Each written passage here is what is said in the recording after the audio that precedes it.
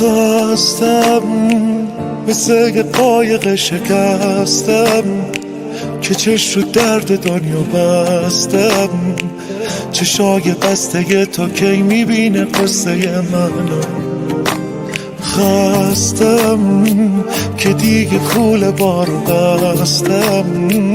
غم تو میمونه رو دستم. چه بد دادی جواب گریه ها و قصه خوردن.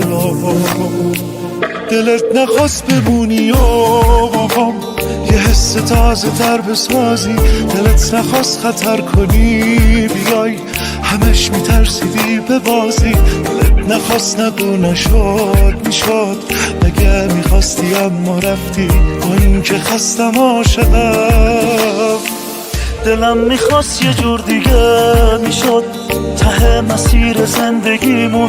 دلم میخواست آخرش یه ریز ادامه داشتین عاشقیمون. دلم میخواستم اون نشه نری، تو بهتری از هر کی دیدم.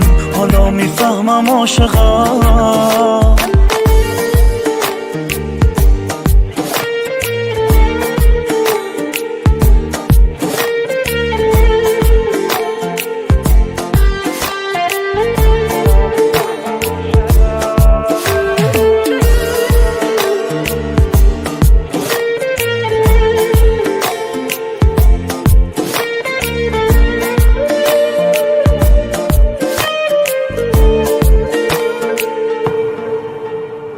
خستم تو نیستی، من همیشه خستم.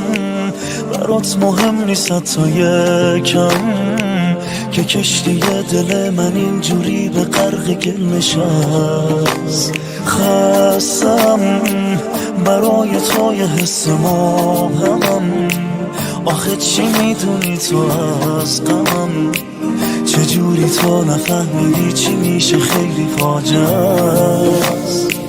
دلت نخواست بمونی و یه حس تازه تر بسازی.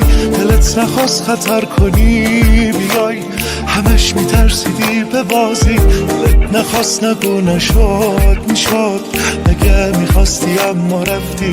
با این که خستم عاشقم. دلم میخواست یه جور دیگه میشد ته مسیر زندگیمون. دلم میخواست آخرش یه ریز ادامه داشتین عاشقیمون. دلم میخواستم اون نشه نری، تو بهتری از هر کی دیدم. حالا میفهمم عاشقم. دلت نخواست بمونی و یه حس تازه تر بسازی.